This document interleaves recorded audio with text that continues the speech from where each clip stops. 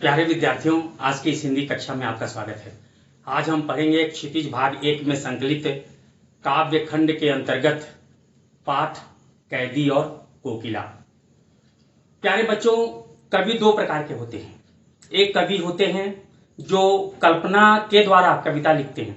उनकी कविताएं कल्पनाशील होती हैं, यथार्थ से कोसों दूर होती हैं।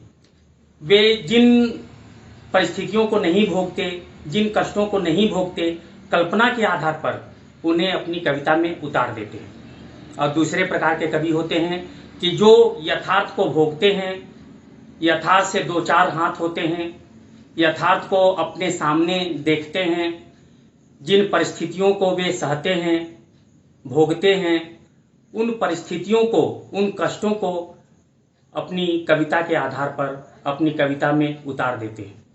और वे कविताएं उनकी परिस्थितियों की, उनके कष्टों की साक्ष्य बन जाती हैं। ऐसे ही कवि हैं हमारे माखनलाल चतुर्वेदी जी।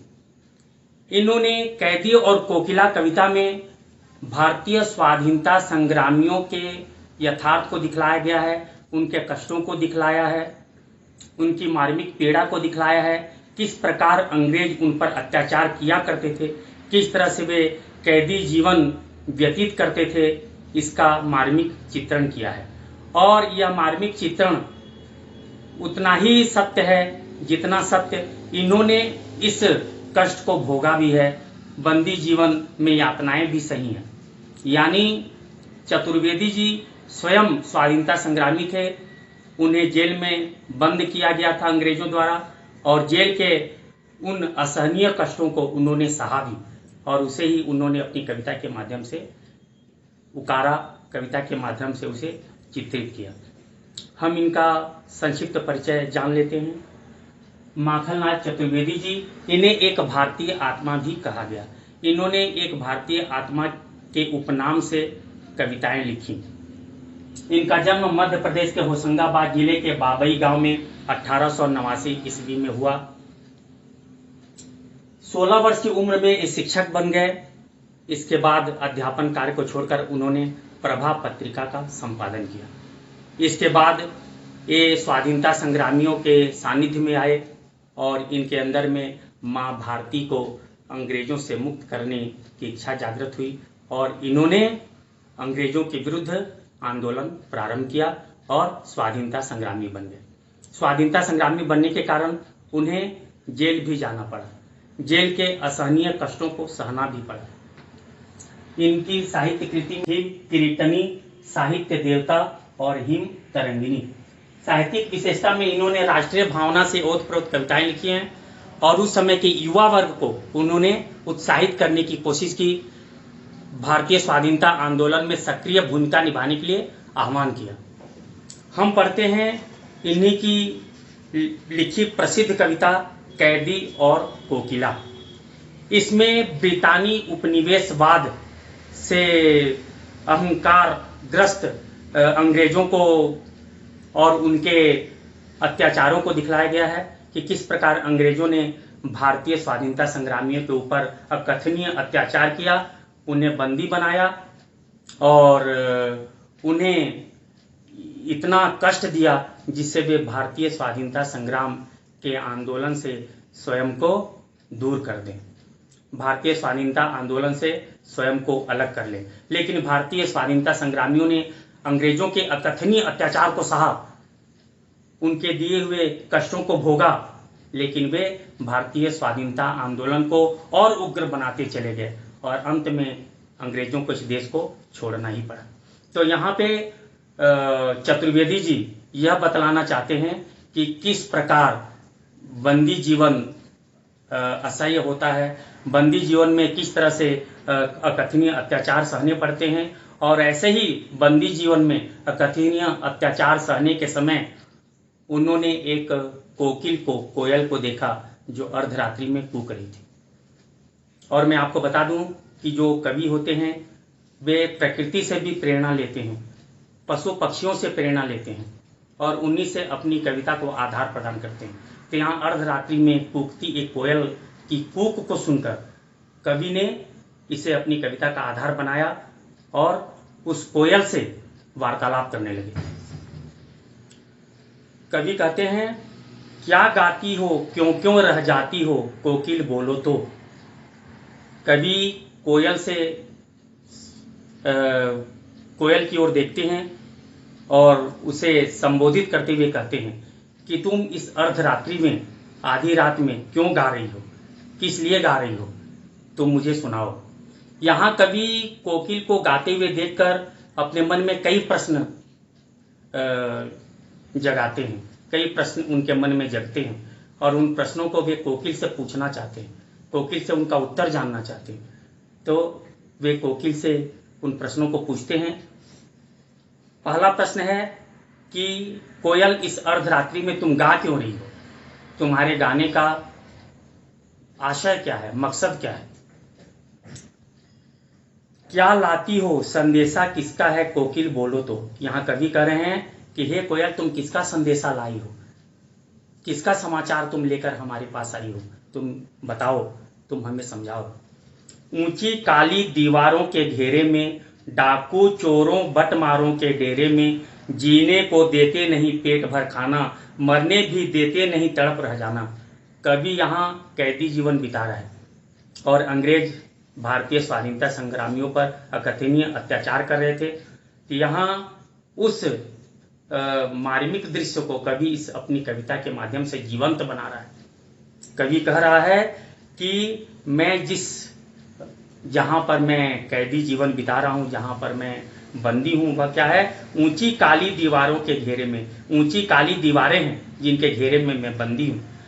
डाकू चोरों बटमारों के डेरे में, मैं स्वाधीनता संग्रामी हूँ लेकिन मुझे चोरों बटमारों और डाकुओं के बीच रहने दिया जा रहा है, इनके बीच रखा गया है। यानी भारतीय स्वाधीनता संग्रामियों को अंग्रेज उनके मनोबल को तोड़ने के लिए उन्हें दुर्दांत डाकुओं, बटमारों, चोरों के बीच रख देते थे, जिससे कि वे उनके बीच रहकर मानसिक रूप से टूट जाएं और इस स्वाधीनता संग्राम से अपने आप को अलग कर लें। तो यहाँ कवि कह रहा है कि हम ऊंची काली दीवारों के बीच बंदी हैं, डाकू चोरों और बटवारों के साथ हम रह रहे हैं, जीने को देते नहीं पेट भर खाना। यहाँ पे अंग्रेज पेट भर खाना भी नहीं दे रहे हैं जिससे कि हम जीवित रह सके। जीने को देते नहीं पेट भर खाना, मरने भी देते नहीं तड़प रह जाना। और पेट भर खाना नहीं दे रहे हैं और चोरों डाकुओं बटमारों के साथ रखे हुए हैं। इससे हम मरना चाहते हैं लेकिन हमें मरने भी नहीं दे रहे और हम तड़प कर रह जा रहे हैं। जीवन भर जीवन पर अब दिन रात कड़ा पहरा है, शासन है या तम का प्रभाव गहरा है। कवि कह रहे हैं कि हमारे जीवन पर दिन रात पहरा है, यानी अंग्रेजों के जो पहरेदार हैं वे दिन रात पहरा किए हुए हैं, हमारी गतिविधियों पर नज़र रखे हुए हैं। और कवि कह रहा है कि शासन नहीं है, यहाँ तो तम का, अंधेरे का यहाँ पे प्रभाव पड़ा है, चारों तरफ अंधेरा ही अंधेरा है। यानी यहाँ पे अंग्रेजों के काले करतूत को दिखाया गया, अंग्रेजों के अत्याचार को दिखाया गया कि अंग्रेज इतना अत्याचार कर रहे हैं कि अंग्रेजों का जो शासन है वह अंधेरे के समान है। तम यानी अंधेरे के समान है, उसमें कालिमा है। हिमकर निराश कर चला रात भी काली। हिमकर यानी चंद्रमा। कवि कह रहा है कि हिमकर यानी चंद्रमा भी निराश हो गया है और चला गया है, जिससे रात और काली हो गई है। इस समय कालिमा मई जगी क्यों आली।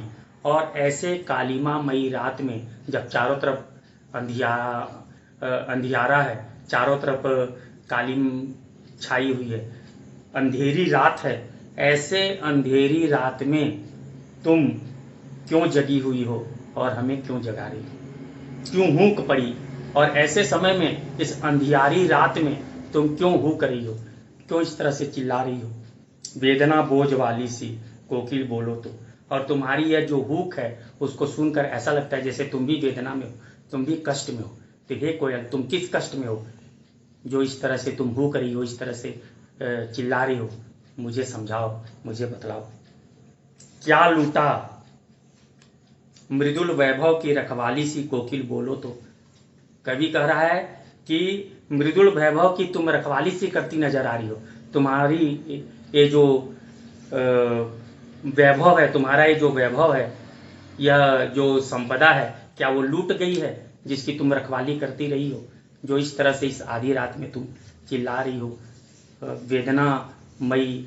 वेदनामय स्वर में चिल्ला रही हो? क्या हुई बावली अर्धरात्रि को चीखी? कवि कह रहा है कि क्या तुम बावली हो गई हो, क्या तुम पगली हो गई हो, जो इस तरह से आधी रात को चीख रही हो? बावली यानी पगली। कोकिल बोलो तो किस दावा नल की ज्वालाएं हैं दिखी? कोकिल बोलो तो तुमने किस दावा नल की ज्वालाएं देख ली है? अग्नि 3 प्रकार की होती है। एक अग्नि होती है जो जंगल में लग जाए, तो जंगल की अग्नि को कहा जाता है दावानल। पेड़ पौधे जलने लगते हैं तो जंगल में लगी हुई अग्नि को कहा जाता है दावानल। और समुद्र में भी अग्नि लग जाती है, सो समुद्र की अग्नि को कहा जाता है बाढ़वाग्नि, बाढ़ो अग्नि, बाढ़वाग्नि। और पेट में भी अग्नि जलती रहती है, पेट की अग्नि को कहा जाता है जठराग्नि, जिससे हमारा सारा भोजन पच जाता है। तो पेट की अग्नि जठराग्नि, समुद्र की अग्नि बाढ़वाग्नि, और जंगल में लगी हुई आग दावानल। तो यहाँ पर कवि कह रहा है क्योंकि कोयल जंगल में भी भ्रमण करती है, आसमान में भ्रमण करती है, जंगल के आसपास से गुजरती है, तो कवि दावानल की बात कर रहा है। कवि कह रहा है कि क्या तुमने किसी दावानल को देख लिया, जंगल में लगी आग को देख लिया, जो तुम इस तरह से चीख रही हो? क्या देख न सकती जंजीरों का गहना, हथकड़ियां क्यों यह ब्रिटिश राज का गहना? कभी हथकड़ियों से जकड़ा हुआ है, बेड़ियों से जकड़ा हुआ है, तो कभी अपनी हथकड़ियों को दिखलाते हुए कोयल से कह रहा है कि क्या देख न सकती जंजीरों का गहना? यह जो जंजीरें हमने पहन रखी है, क्या तुम इसे देख नहीं सकती? क्या तुम दुखित हो कि अंग्रेजों ने यह जंजीरें हमें पहना रखी हैं? लेकिन यह जंजीरें नहीं हैं, यह क्या है? हथकड़ियां। तो इसे हथकड़ियां मत कहो, यह हथकड़ियां नहीं है, यह ब्रिटिश राज का गहना, यह ब्रिटिश राज का गहना है, आभूषण है जो अंग्रेजों ने हमें पहना रखा है। और हमारे लिए हथकड़ी नहीं है, हमारे लिए आभूषण है, गहना है। कोल्लू का चर्रक चूं जीवन की तान, गिट्टी पर अंगुलियों ने लिखे गान। और कवि कह रहा है कि कोल्लू की जो आवाज होती है, कोल्लू चलने पर जो आवाज होती है, यह हमारे लिए जीवन की तान है। यानी अंग्रेज जेल में स्वाधीनता संग्रामियों से अकथनीय कार्य करवाते हैं, उन्हें कोल्लू का बैल बना के कोल्लू चलवाते हैं, उन्हें गिट्टी फुड़वाते हैं, उन्हें कई प्रकार के ऐसे अकथनीय कार्य करवाते हैं जिन्हें करते समय उन्हें अत्यधिक श्रम करना पड़ता है, और उसके ऊपर फिर अंग्रेज अधिकारियों के और अंग्रेज सिपाहियों के कोड़े भी सहने पड़ते हैं। तो यहाँ पर कवि कह रहा है कि ये जो कोल्लू हम चलाते हैं, उसकी जो आवाज़ है वो हमारे लिए संगीत की तान है। गिट्टी पर उंगलियों ने लिखे गान, और जो गिट्टी हम तोड़ रहे हैं, ये गिट्टियों पर हमने अपनी उंगलियों से गान लिख दिया है। यह श्रम नहीं है, बल्कि स्वाधीनता संग्रामी के रूप में यह हमारा कार्य है, जिससे कि यह देश आज़ाद हो। हूँ मोट खींचता लगा पेट पर जुआ। और ये कह रहे हैं कि जिस प्रकार से पानी निकालने के लिए मोट होता है और बैलों के कंधे पर जुआ होता है, कह रहे हैं कि यह हम जो मोट खींच रहे हैं, जुआ जो डालकर अपने कंधे पर, यह जुआ मात्र नहीं है, बल्कि यह हम क्या कर रहे हैं? ब्रिटिश अकड़ का कुआं खाली करता हूं, ब्रिटिश अकड़ का कुआं। यह जो जुआ अपने कंधे पर लाद कर और हम जो मोट से पानी खींच रहे हैं, हम ब्रिटिश यानी अंग्रेजों की अकड़ को ढीला कर रहे हैं, हम अंग्रेजों के घमंड को चूर कर रहे हैं, हम अंग्रेजों के अहंकार को नष्ट कर रहे हैं। अंग्रेज हमारे ऊपर अकथनीय अत्याचार कर रहे हैं, हम स्वाधीनता संग्रामियों को पीड़ा दे रहे हैं, कष्ट दे रहे हैं, इतना कष्ट दे रहे हैं कि हम स्वाधीनता संग्राम को त्याग दें, हम अंग्रेजों के अनुसार कार्य करें। लेकिन ऐसा नहीं है, वो जितना भी हम पर अत्याचार कर रहे हैं, हम उन अत्याचारों को सहकर और भी आज़ादी के लिए हम आगे बढ़ रहे हैं, आज़ादी के लिए हम तैयार हो रहे हैं, आज़ादी के लिए हमारे मन में उत्साह उत्पन्न हो रहा है, और इसके द्वारा हम अंग्रेजों के घमंड को दूर कर रहे हैं, अंग्रेजों के अहंकार को नष्ट कर रहे हैं, अंग्रेजों को बता रहे हैं कि देखो तुम हम पर जितना अत्याचार करो कर लो, लेकिन हम इस देश को आज़ाद करके रहेंगे। या तो देश आज़ाद होगा, या तो तुम यहाँ से भागोगे, या हमारा बलिदान होगा। इस तरह से हम अंग्रेजों के अहंकार को नष्ट कर रहे हैं। दिन में करुणा क्यों जगे रुलाने वाली, इसलिए रात में गजब ढा रही आली। कवि कह रहा है कि तुम इस करुणा को दिन में देखकर नहीं गा सकती, क्योंकि यह जो करुणा है इसे देखने के बाद तुम दिन में नहीं गा सकती, इसलिए लगता है तुम रात के समय आकर गा रही हो और इस अपनी करुणा को व्यक्त कर रही हो। इस शांत समय में अंधकार को वेद रो रही क्यों हो। कवि कह रहा है कि शांत समय है, अर्धरात्रि का समय है, शांत समय है, सब कैदी सोए हुए हैं, वातावरण निस्तब्ध है, ऐसे समय में तुम आकर क्यों गा रही हो, क्यों रो रही हो। कोकिल बोलो तो हे कोकिल बोलो, इस निस्तब्ध वातावरण में तुम क्यों रो रही हो, तुम जरा बतलाओ। चुपचाप मधुर विद्रोह बीज इस भांति बो रही क्यों हो। और कवि को लग रहा है कि यह कोयल केवल मात्र रो नहीं रही है, केवल गा नहीं रही है, बल्कि वह मधुर विद्रोह का बीज बो रही है, लोगों को अंग्रेजों के विरुद्ध विद्रोह के लिए तत्पर कर रही है, उन्हें उकसा रही है, उन्हें तैयार होने के लिए आह्वान कर रही है। तो कवि कह रहा है कि हे कोयल तुम बोलो कि इस अर्धरात्रि में तुम विद्रोह बीज क्यों बो रही हो। अब यहाँ कवि कालिमा के साथ, कालेपन के साथ तुलना कर रहा है कि एक कैदी जीवन में कौन कौन सी चीजें काली होती हैं। कवि कहते हैं काली तू रजनी भी काली, हे कोयल तू काली है, कोयल काली होती है। तो कवि कह रहा है कि काली तू, यानी हे कोयल तू काली है, रजनी भी काली है, जो रात है यह रात भी काली है, शासन की करनी भी काली, और जो शासन है उसकी करनी भी काली है, यानी इसकी करनी गंदी है, इसकी करनी सभ्य लोगों के योग्य नहीं है। काली लहर कल्पना काली, और ये जो लहर उठ रही है मन में, ये जो मन की जो कल्पना है वो दोनों काली हैं। मेरी काल कोठरी काली, ये जो मेरी काल कोठरी है जिसमें मैं बंदी जीवन बिता रहा हूँ ये भी काली ही है। टोपी काली, एक कैदी के रूप में जो हमें टोपी मिली हुई है वो भी काली है। कमली काली, ये जो कम्बल मिला हुआ है कम्बल भी काली है। मेरी लौह श्रृंखला काली, और ये जो लौह श्रृंखला है, लोहे की जंजीर, लौह मतलब लोहा, श्रृंखला यानी जंजीर, लोहे की जंजीर है वह भी काली है। पहरे की हुंकृत की ब्याली, और पहरेदार जो हैं, ब्याली यानी सर्पिणी, नागिन के समान वे हुंकार कर रहे हैं, नागिन के समान वे हमें डरा धमका रहे हैं। तिस पर है गाली है आली, तिस पर वे हमें गाली भी दे रहे हैं, डरा धमका तो रहे हैं, गाली भी दे रहे हैं। ऐसे समय में तू आकर इस अर्धरात्रि में क्यों चीख रही है, क्यों चिल्ला रही है। इस काले संकट सागर पर मरने की मदमाती, यह संकट का समय है और इस काले संकट सागर में तू आ गई है और मरने के लिए तत्पर हो गई है और इस तरह से मदमस्त होकर गा रही है। कोकिल बोलो तो ऐसा क्यों कर रही है, हे कोकिल, हे कोयल तुम बोलो, अपने चमकीले गीतों को क्यों कर हो तैराती। कोकिल बोलो तो, और ऐसे समय में तुम अपने चमकीले गीतों को पूरे वातावरण में तैरा रही हो, ऐसा क्यों कर रही हो, तो मुझे बतलाओ।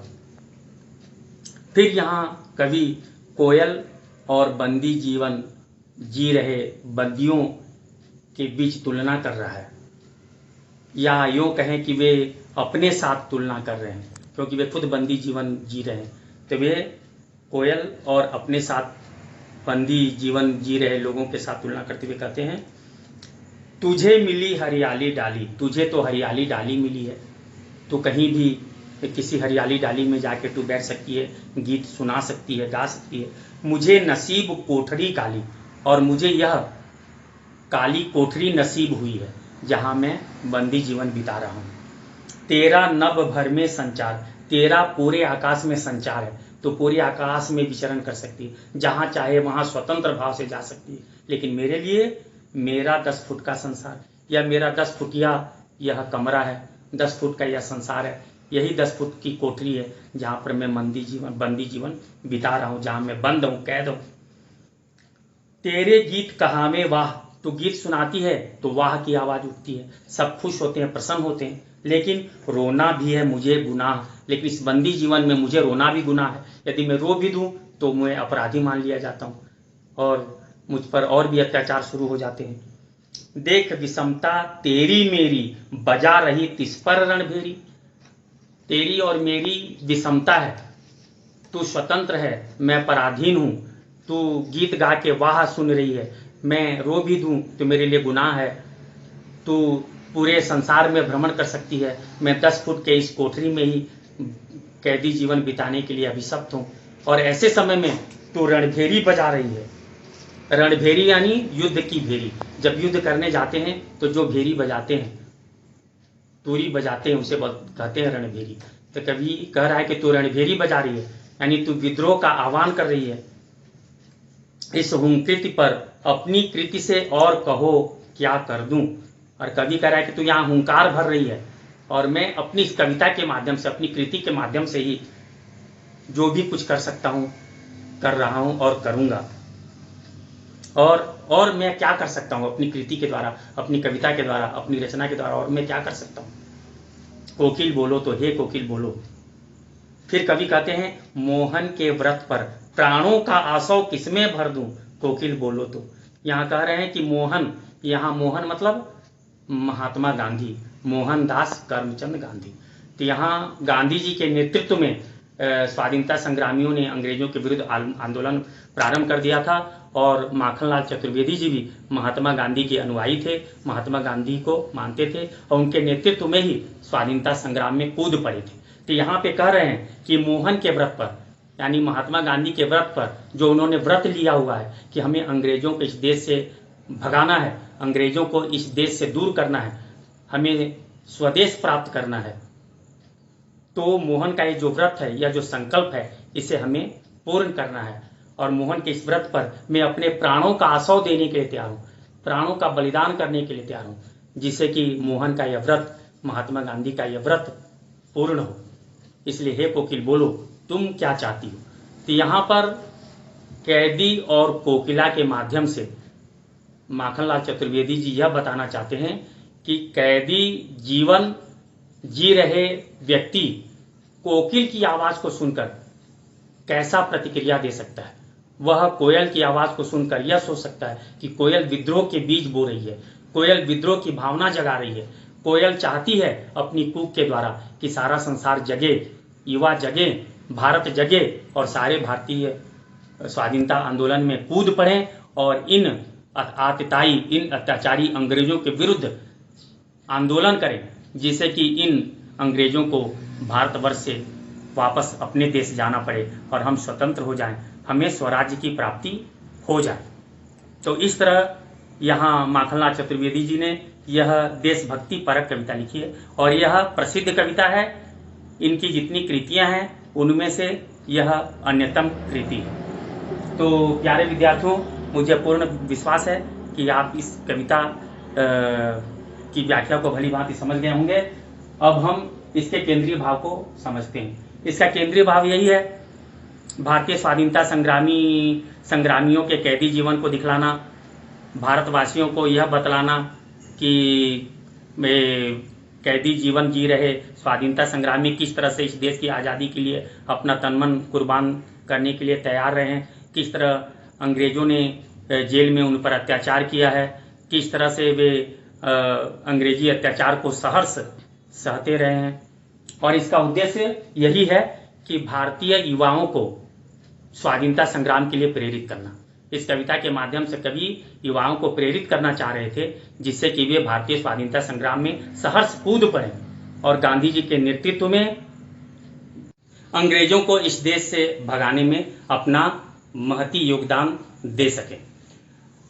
काव्य सौंदर्य के अंतर्गत एक भाव सौंदर्य आता है और शिल्प सौंदर्य आता है।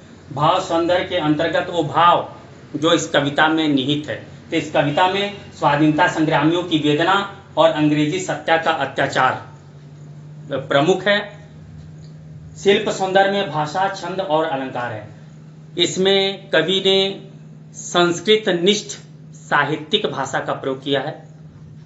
संस्कृत के तत्सम शब्दों की बहुलता है और छंद की दृष्टि से यह तुकांत छंद है, कहीं कहीं पर अतुकांत भी है। तुकांत छंद यानी जहाँ पे तुक आपस में मिलते हैं। कविता के अंत में समान शब्द अगर मिल जाए, समान वर्ण मिल जाए तो उसे कहते हैं तुकांत। जैसे कि यहाँ पे ऊंची काली दीवारों के घेरे में, डाकू चोरों बटमारों के डेरे में। यहाँ में है, इसलिए इसे कहेंगे तुकांत छंद। तो यहाँ तुकांत छंद है। और अलंकार की दृष्टि से अनुप्रास, रूपक और यमक अलंकार की प्रमुखता है। जैसे शासन है या तम का प्रभाव गहरा है, यहाँ पे अनुप्रास अलंकार है। इस समय कालिमा मई जगी क्यों आली, यहाँ पर अनुप्रास अलंकार है। कोकिल बोलो तो, यहाँ अनुप्रास अलंकार है। इसके बाद चुपचाप मधुर विद्रोह, विद्रोह बीज, यहाँ विद्रोह बीज में रूपक अलंकार है। मृदुल वैभव की रखवाली सी, यहाँ उपमा अलंकार है। काली तू रजनी भी काली, शासन की करनी भी काली, यहाँ काली काली शब्द हैं। इन काली शब्दों का अलग अर्थ है। एक काली मतलब अंधियारी, रजनी भी काली, यहाँ काली का मतलब अंधियारी। और शासन की करनी भी काली, काली मतलब यहाँ गंदा, घृणित, इसका अर्थ हुआ। तो इस तरह से यहाँ पे यमक अलंकार है। और